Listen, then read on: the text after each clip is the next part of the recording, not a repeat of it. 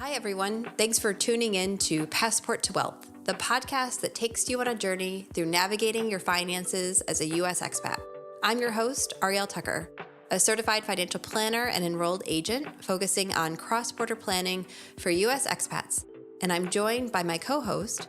I'm Savannah Chafin, a CFP candidate, enrolled agent, and self-declared expat tax nerd, here to guide you through the maze of life and finances across borders and share the inspiring stories of fellow U.S. expats who have navigated the process.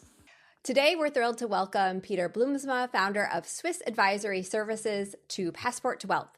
With over 2 decades of experience guiding clients through international relocation and real estate transactions, Peter is an authority on buying property in Switzerland, a dream destination for many thanks to its breathtaking landscapes and stable economy. In today's episode, we're diving into the process of purchasing a holiday home in Switzerland and exploring key considerations for U.S. citizens. While the allure of owning property in the Swiss Alps is undeniable, it's essential to understand the financial and tax implications, especially for U.S. expats. For U.S. citizens, buying property abroad involves unique tax considerations. If you are planning to use the property for personal enjoyment, you'll need to understand how foreign property taxes and potential capital gains on the future sale could affect your U.S. tax obligations. If you're considering renting it out, the rules may be even more complex, requiring you to report worldwide rental income, claim foreign tax credits, and comply with FBAR and FATCA regulations for foreign accounts. Peter will break down the practical steps to buying a property in Switzerland, while we'll highlight the U.S. tax implications to help you make informed decisions. Peter, thank you so much for joining us today. Let's start with the basics. What makes Switzerland such an attractive destination for buying a holiday home? Thanks, Ariel, for having me in the podcast. Yeah, that's a great question. I think that everyone knows Switzerland because of the quality of life. It's neutral, it has a strong economy, and it appeals to many tourists for their year-round holiday activities. So during winter, we have a lot of skiing. We saw basically a lot of US visitors also this year. And during summer, we have a lot of activities. And the good thing about Switzerland, it's centrally located in Europe. So it's a great place to explore, like France, Austria, Germany, Italy, which are just around the corner. Yeah, and can you explain some of the legal restrictions or changes to Swiss law that may impact non-Swiss residents looking to purchase property in Switzerland? Yeah, there are basically 2 regulations in place. One is called Lex Koller, and Lex Koller basically restricts non-residents of the acquisition of real estate in Switzerland. In summary, there are 1,500 permits to give away every year. We have 26 states, and those permits are divided among most of them.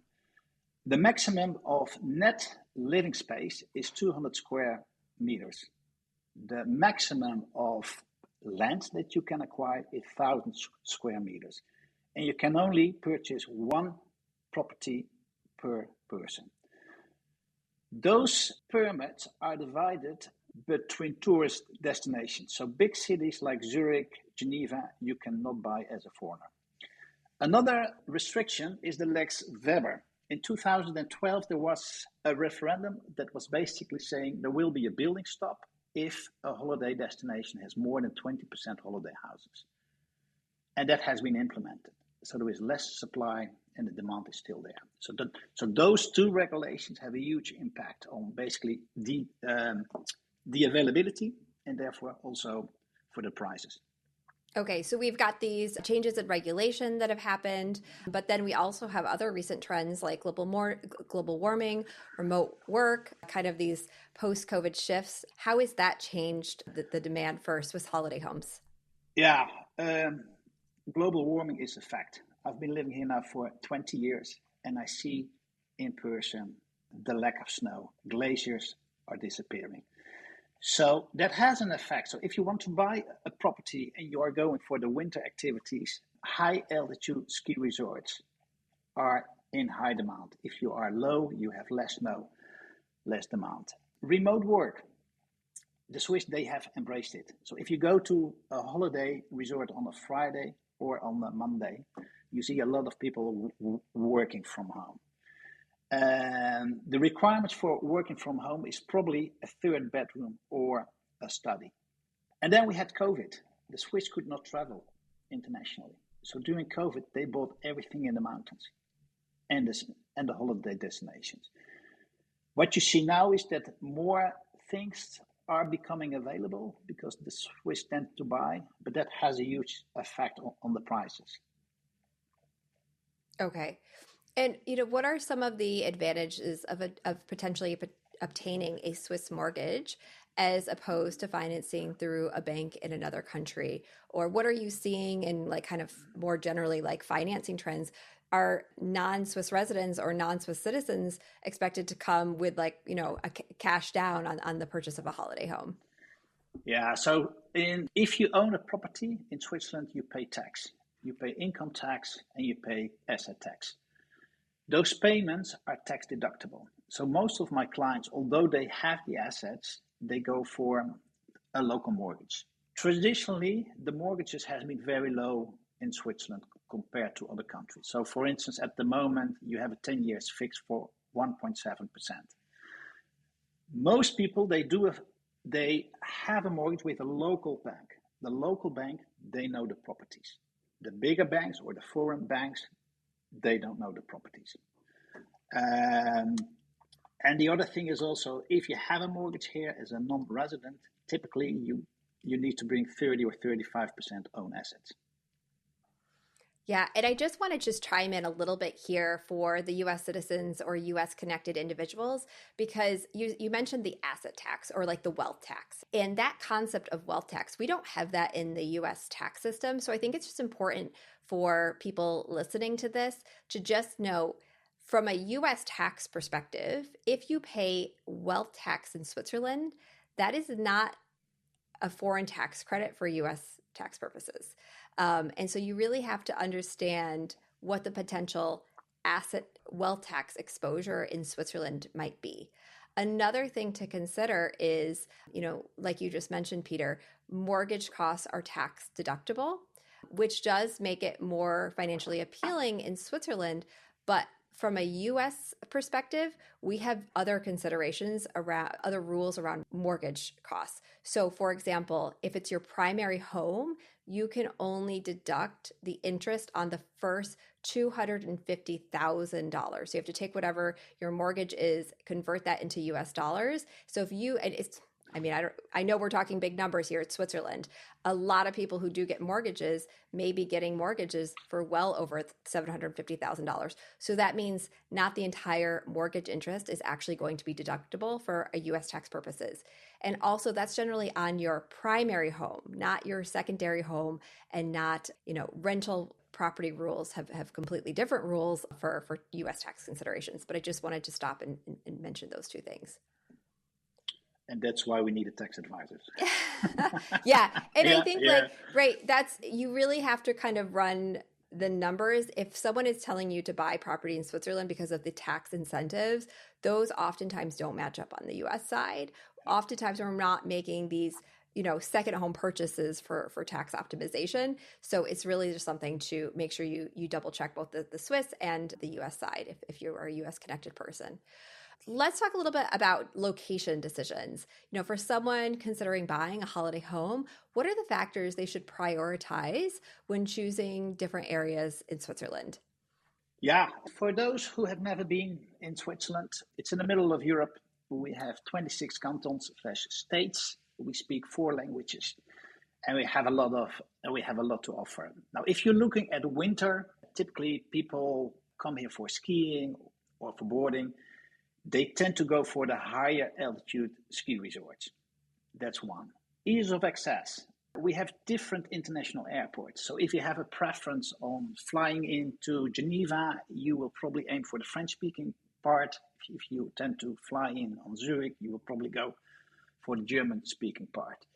If you want to stay central and explore the whole of Switzerland, you will probably look for a property in central Switzerland. Another thing to consider is what activities are there? So if you are coming here for winter and summer, you would probably go for a resort where you have all season activities. But you're also looking at the resorts investing in their infrastructure. So you probably know Vail Resorts, pretty known. They have acquired in 2 ski resorts huge infrastructure.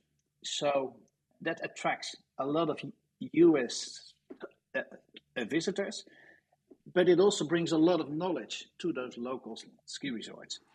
Public transport. We see more and more people, like, I want to come in by train from Europe. So you need to go to a resort where there is a lot of availability for that. Working from home, high-speed internet is crucial. People that are looking to buy for an investment, they are looking at the rentability of their property all year round. So are there suppliers, companies that are assisting me in renting it out? Because you live overseas, but you need local people to take care of it. So all those things are basically crucial to come to your shortlist. What are you looking for? Yeah. So you mentioned a couple really interesting things I want to expand on there. So Vail buying and investing in Swiss resorts, I find that so interesting. I think to ski Vail for one day lift ticket is, I don't know, somewhere between like $250 and like $300. It's very expensive. It's actually much cheaper to ski in Switzerland for a day than it is in most of like the big US resorts out west. That's like the one thing that's cheaper in Switzerland, I think, is the ski tickets. So I think that's very interesting. The other thing that you mentioned is like accessibility. And so I always find it so interesting that you can just, you could like ride into Davos and you're basically at the ski lift. And we see this for a lot of the big resorts. Like it is, you can take the train right to the ski resorts. You don't necessarily need to have a car. And the trains in Switzerland are just so accessible. I don't know if there's any resorts that come to mind that you want to highlight here that are very accessible by train or... Well, for instance, in the US, Vail, they have invested a lot in Andermatt. Andermatt is in the central of Switzerland. They started a huge project, I think, 10 years ago. And the last 2-3 years, we have seen a lot of people from the US. And exactly as you say, they fly in. Skiing is phenomenal. The whole infrastructure about, like renting nice hotels, like 3 stars, 4 stars, 5 stars hotel. Perfect snow conditions, and it's in the middle of Switzerland. It's only an hour and a half from Zurich International Airport. So, yeah, and Switzerland is so small. It's a really small country. I'm from the state of New York. 3 Switzerlands could fit into the state of New York. So it's a very small country. You can cross the whole country in like 4 hours. But like you mentioned, we do have 4 official languages here culturally. Like if you're at a French resort, it feels very different than if you are in a German-speaking resort. Like the food that's going to be available, the atmosphere is going to be so different. So I would say don't buy a property until you spend some time really visiting these properties, staying in the area and understanding what are you trying to accomplish here. Yeah, and I think also in one state you have different valleys. And sometimes people don't visit the other valleys. So it's a totally different world. Yeah. Yeah, great points. So what are some of the biggest challenges that non-residents face when buying property in Switzerland, and how do you help clients navigate those? Now, that's a good question. One of my biggest challenges is setting the right expectations. I have clients that call me, I'm looking for a ski in, ski out, freestanding chalet, on the slopes, 5 bedrooms, 4 bathrooms, multiple garages. Budget is 1 million. Which is totally unrealistic. Well, first of all, you cannot buy it because it's probably too big. You are over 200 square meters. You are over the plot site. And even if it is there, it's not on the market. So that is probably the biggest challenge that most of my clients have. They said, well, I have the money, I can buy it. No, you cannot. That's our main job, setting the right expectations. And then also really to narrow down, okay, what are you looking for? Because Switzerland is small, but on the other way, it's pretty big if you look. So what we basically help our clients with is set the expectations, narrow your search, give them a good overview of the market. And it's finding the property, first of all, but also securing that you can have it, because demand is high, supply is low. So overbidding is a common practice. Now, our added value is to roughly know how much would you overbid to secure it. The other thing, it's the permits. You have 1,500 permits. So we facilitate the whole process in making sure that the buyer gets the permit. Now, we have a lot of different states, different regulations, and that's where our knowledge comes in, to make sure that the potential client will find their property and hopefully at the end of the day will call it his home. So that is a big challenge. And as I said, we have 4 different languages, 26 different states, different regulations, rental restrictions, building restrictions. So it is pretty complex. And that's why I advise, and I think most of my colleagues will advise, work with the local experts that know the area, know the regulations, know the agents, and hopefully you will find something that's not on the market yet. Yeah, I imagine that's probably like the best route is just the connections, knowing the people, knowing what's going on, Yeah. And knowing what's happening before it officially happens. Let's talk. I did want to spend a little bit of time talking about rental potential, because I do work with a lot of Americans love to own the land underneath our feet, right? And so we have a lot of clients in Zurich or Geneva, and they just they're completely priced out. There's nothing that they can buy in those cities, and they're starting to already think about, okay, well, let's buy a mountain house. And part of that idea around the mountain house is they can use it some of the time and they can rent it out some of the times. So I'm curious, what are the considerations for non-residents or maybe non-Swiss or non-EU citizens about renting out those properties? I would say look at the all year round potential of renting it out. So if you have a place in the mountains for skiing, the ski season is typically 14 weeks. If you 14 weeks, wow, that's really short. 14 weeks. So probably you will go 2 weeks with Christmas and 1, hopefully, school holiday, which is another 2. That leaves out another 10 weeks. If you could rent it out for 8 weeks, that's a lot. That is on average. But there are a lot of ski resorts that are offering now, massive summer activities. We have downhill activities, we have tennis, we have golf, we have hiking, we have water sports, just name it. So if the main goal is I'm looking for an investment object, try to find a resort where they offer this. Because we don't only have winter, we also have summer and we have autumn. Spring is a bit low season-ish because we have snow that is melting, so it is pretty wet. And the other thing is also, since you live overseas, you cannot organize it. So work with a company that makes sure all the bookings will come in. You have a marketing company, and you have a property management company, because you need cleaners. If something breaks down, you need local people to fix it. Now, due to the Lex Weber, which is basically no building anymore, there are still new properties on the market where you have to rent it out, because the villages, they are looking for warm beds, so beds that are being used / rentals. So there is more and more availability on the market, and a lot of ski resorts also acknowledge we need to come up with summer activities. Mm-hmm. So those are the key points I would like to give the audience, it should tick all the boxes. Yeah. And I think it's important to, run the numbers and talk to the agent. Was this property rented before? Does it have an existing, clientele who are booking every year? Or are you bringing this property to the market for the first time and you really have to spend a lot of time and money marketing this property, or maybe doing renovations to get it up to a standard where, people coming to Switzerland want to even rent it out. And I do want to just put in one more nugget here. Renovation costs. When you renovate a property, that is deductible in Switzerland. If it is a rental property, it is likely going to be amortized, right?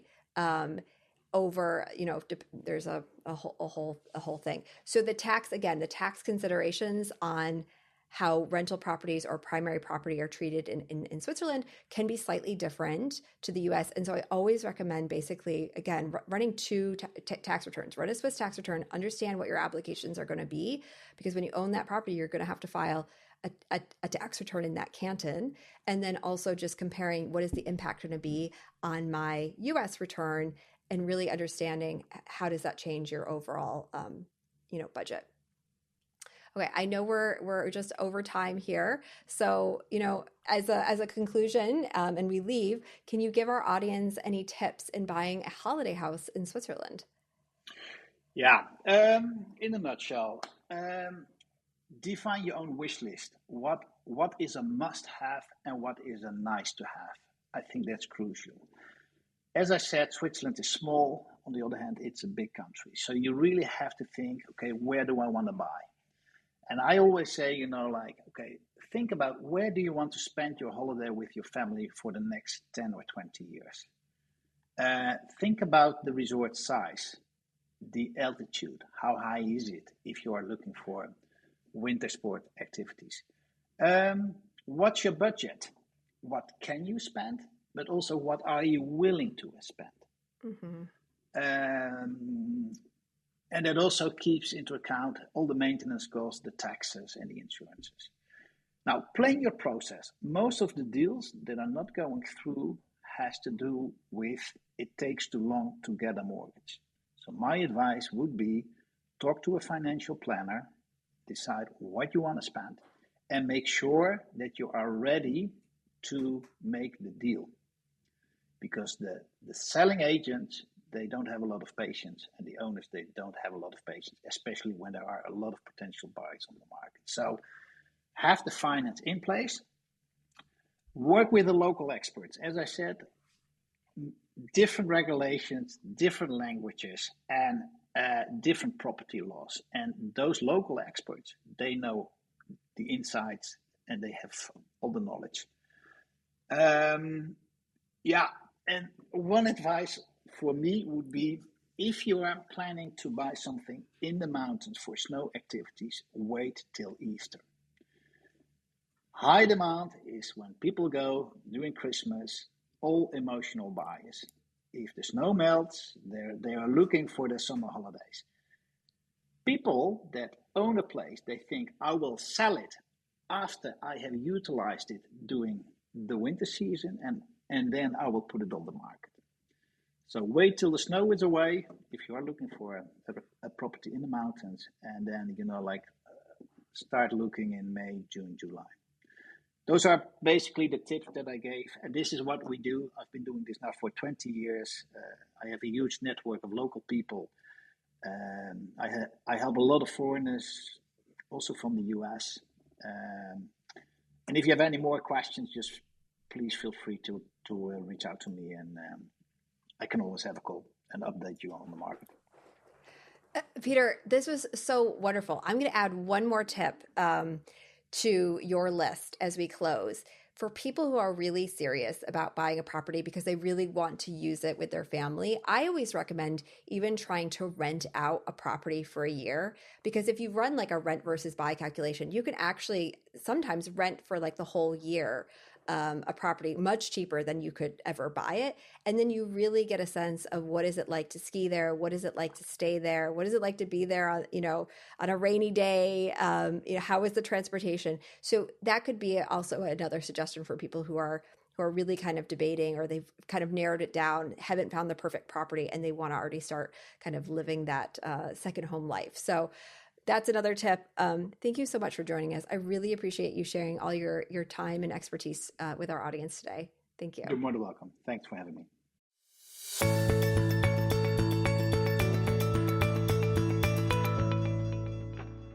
Thank you for tuning in. Stay tuned for our upcoming episodes packed with insights and stories to empower your global financial journey. This is Passport to Wealth, where your financial future knows no borders. The information provided in this podcast is for informational and entertainment purposes only. It should not be considered professional, financial, or tax advice. We strongly recommend consulting with a qualified financial advisor, tax professional, or other appropriate expert before making any financial decisions or taking action based on the content discussed in this episode. Your personal financial situation is unique, and a professional can provide tailored advice to meet your specific needs.